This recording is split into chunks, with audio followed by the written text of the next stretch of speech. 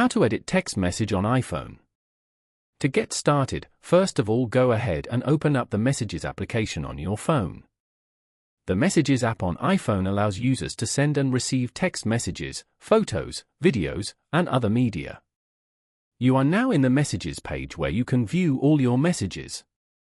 Open any conversation from here. Go to the text bar below and type in any message. Then, tap on the arrow icon beside it to send the message. If you want to edit the message you just sent, then press and hold the message and tap on Edit. You can now edit and make changes to this message. Once you're done, tap on the tick icon beside. You have now successfully edited this message.